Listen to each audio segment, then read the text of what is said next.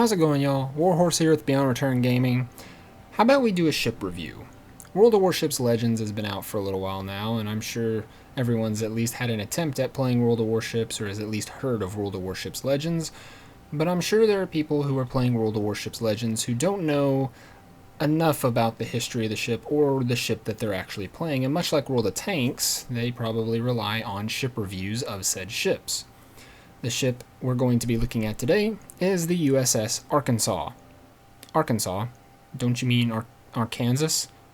No, it's Arkansas, trust me. I'm an Arkansan, so I can say it's the Arkansas.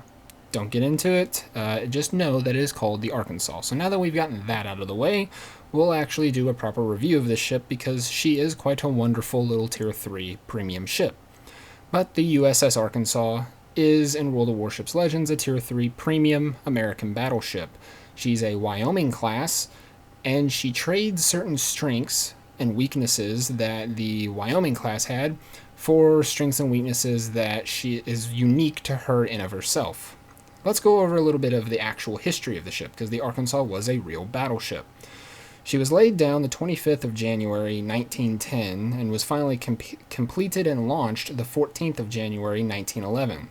She was commissioned in the U.S. Navy the 17th of September 1912 and eventually was sunk the 25th of July 1946, having a total service record of 36 years.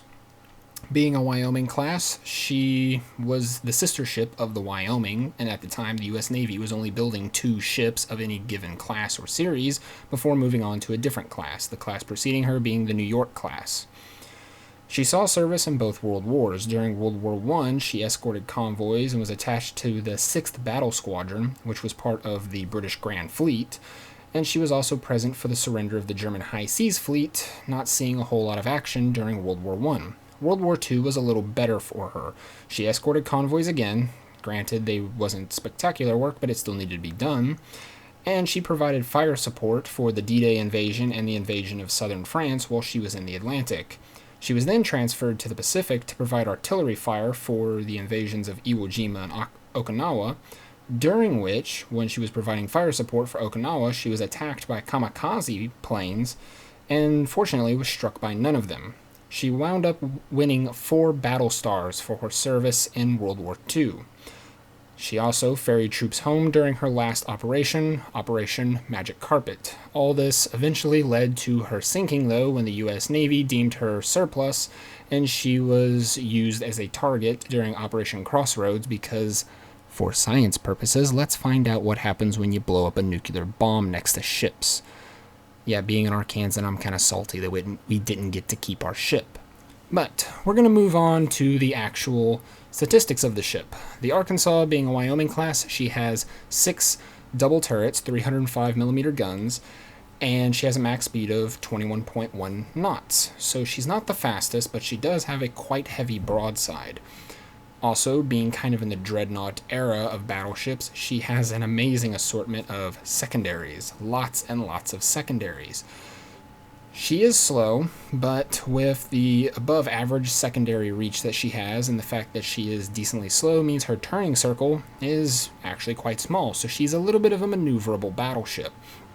And in the hands of a skilled captain, dodging torpedoes shouldn't be that big of a deal in the ship, although she is very long. She does have 6 guns, and being in double turrets, or 12 guns being in double turrets, that means she has 6 turrets, so the Americans had to make the ship long compared to other vessels of the time period. She does get 4 upgrades or modifications that you can put on the ship.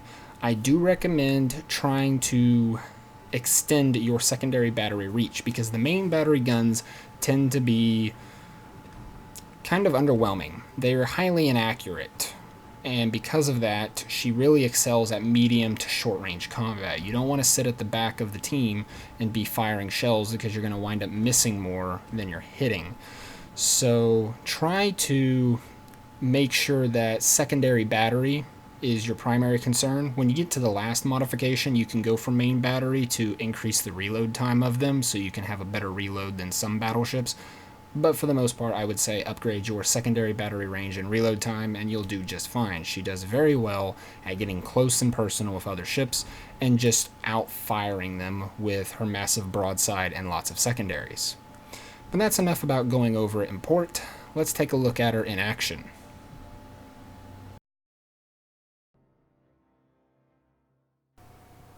So here we go. Going into this battle, there are a few things you have to keep in mind. One, this isn't the most impressive Arkansas game you're going to see. I'm sure there is someone out there who either plays PC or Xbox who has a much better game in the Arkansas, but this is going to give you a rundown of how you can expect battles to go. Now, the first thing I do, regardless of what ship I'm in, is I bring up the team roster and I start to look at what we're up against. And, well, good news is they don't have any Tier 4 battleships, but they do have quite a lot of Tier 4 cruisers. Tier 4 cruisers can tend to be a problem, or higher tier cruisers for that matter, can be a problem for the Arkansas, because as you can see, the deck is made out of wood, and she burns quite easily. High explosive set anywhere on this ship is going to burn, and lots of cruisers like to spam high explosive at you. Looking at how our team got deployed, I can tell Charlie is where I'm going to have to go, because we do have a little battle squadron over near Alpha, so I'm going to go to Charlie. The guns do traverse kind of slow on the Arkansas, as with most battleships, so you have to think 30 seconds ahead of what you're doing. I'm going to Charlie. The enemy is going to be off my port side, left side of the ship. I'm going to have to get my guns to traverse over there so that they're already lined up and ready to go whenever I see first contact. Being in Arkansas, having all these guns, it's very easy to get your guns all wishy-washy one way or another, and you're only firing 1 or 2 guns while the other 4 are traversing. So do keep in mind where you're going to be going, where the enemy's going to be going, and make sure you try to get all your guns to one side to give the best chance, because with how inaccurate these guns are, as you can tell right here, I have all 6 turrets lined up. I fire at the Furataka, and diddly crap. 3 hit, and 1 of those ricocheted, barely doing 1,600 damage. That's the kind of stuff you can expect when firing these guns. That was at about 9 kilometers. Medium to short range is the name of the game in the Arkansas. Anything after about 6 kilometers, you can expect there to be a lot more misses than hits. And that's why I stress building your secondary batteries range and reload, is because that's what's going to give you the edge over other ships, is being able to just spew out large amounts of damage on either broadside, because your guns are very inaccurate. I mean, just aiming at a big battleship like this, I get 5 turrets to bear, and the spacing of these shells is not very tight. And with 4 hits and only 2 actually doing anything to it, it can be very frustrating for being a battleship captain to be firing at long range. Because when you think of battleships, you think of, oh, long range, I can fire a shell 14 kilometers. Well, you don't need to. Yes, 14 kilometers allows you to get the initial salvo off against cruisers, but you stand a much better chance of doing a lot more damage in a short amount of time when you fire at medium range. Take, for example, this Königsberg, who's at about medium range, and it still doesn't do anything. 1 shell hit. But that all changes when the volume of fire increases. Now there are 3 turrets involved instead of 2. The shells go in a nice tight-knit group, and 2 citadels is what you get out of it. So medium range tends to do a lot better with the Arkansas.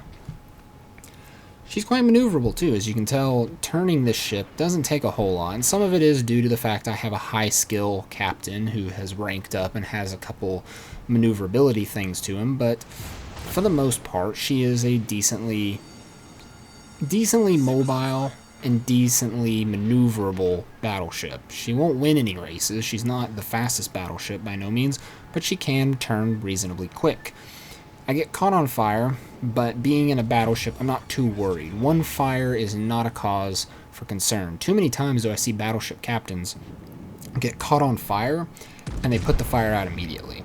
1 fire, unless you're sitting at low HP, is not going to do anything to your ship. Yes, you're going to lose HP, but as you can tell, down in the bottom left-hand corner of the screen, I can regen most of that health back with my repair party.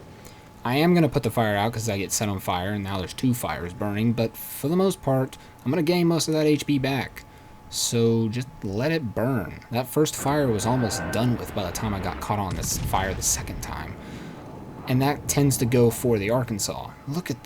Just look at the dispersion of those shells. It's pathetic. It's abysmal.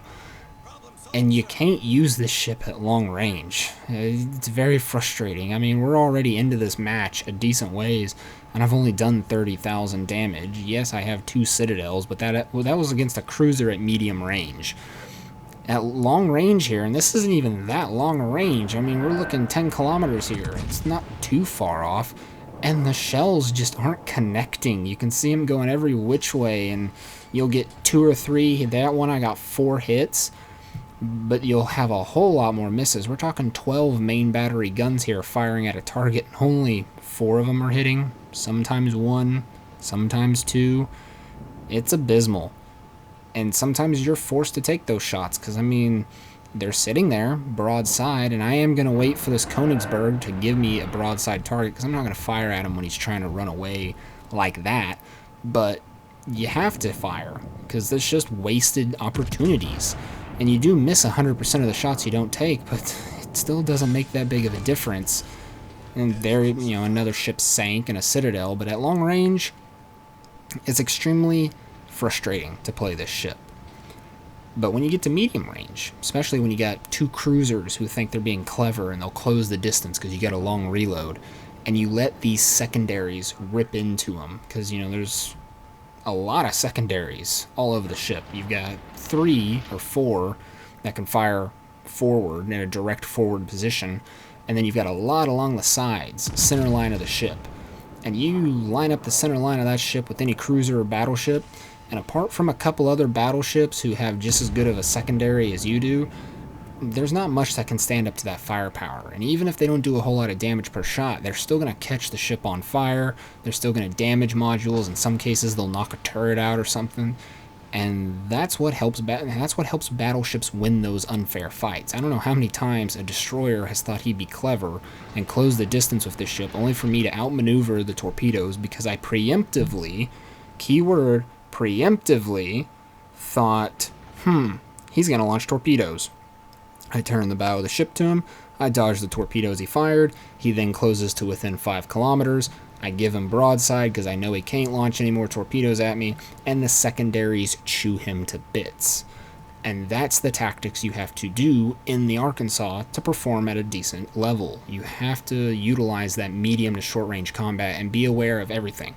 Like I said, be thinking 30 seconds ahead of him because this is a big ship. She can turn pretty quick compared to other battleships, but that's other battleships. We're talking about, and when you're talking about battleships turning quickly for their class, you're comparing semi-trucks to semi-trucks. You're not, when she turns fast, she doesn't turn, you know, rally car fast. She turns semi-fast. So you got to keep that in mind, you know, the 30-second rule. And an abysmal shot there, it winds up hitting the island, but had it hit the Omaha, it might have citadeled, it might have done something, and I didn't lose too much from it. I lost 1/3 of my firepower. My 2 front turrets. I still have 4 back turrets. And that's something else to note on the Arkansas, is with 4 of your turrets being behind the superstructure, when you're running away from a threat and you kite out of it, the tactic of, you know, just sitting there kind of angled with your ship so you can fire most of your guns at a target while you run away, it works really well in the Arkansas because 4 of your turrets already are at the back end of your ship, so you can fire 2/3 of your firepower at any given target. This Corvette, he's turning broadside. I'm going to try to get all 6 guns, and this ain't too much of a shot, but as you can see, the dispersion, it just eats my soul away every time I fire a full salvo and get 4 hits. It really hurts me. But 1v2 situation, 52,000 damage so far. I got an Omaha and the Corvette in front of me.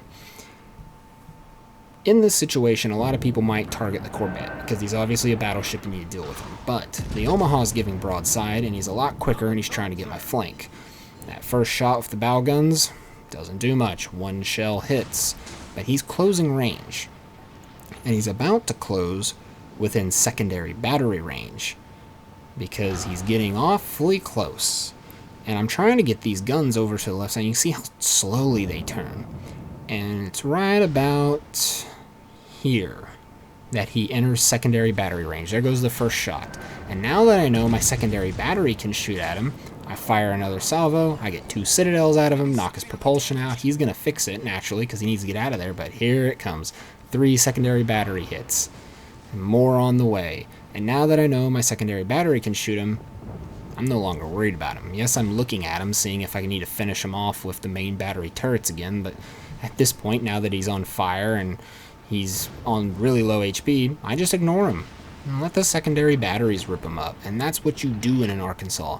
Let your secondary batteries do most of the heavy lifting for you. Yes, the main battery guns will do a lot of damage, but those secondary batteries over time will burn people to the ground, just like that Omaha. And I get the high caliber medal, 74,000 damage, and I'm free to engage the Corvette. And I have secondary battery guns that are capable of shooting at him while I'm chasing him.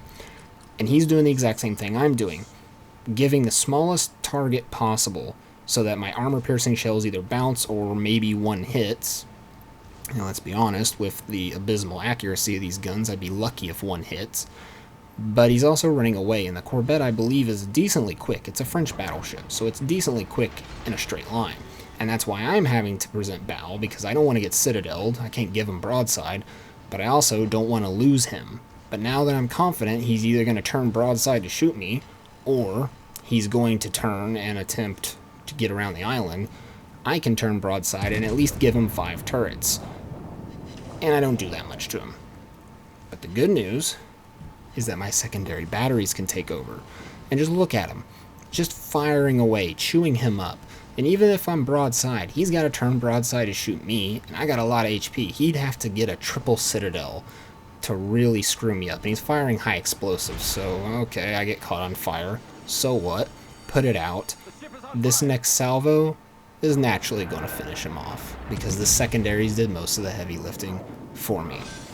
And that's what you can expect in an Arkansas. The Arkansas is not a battleship for long-range engagements. It loves to brawl. It loves to get up there and duke it out.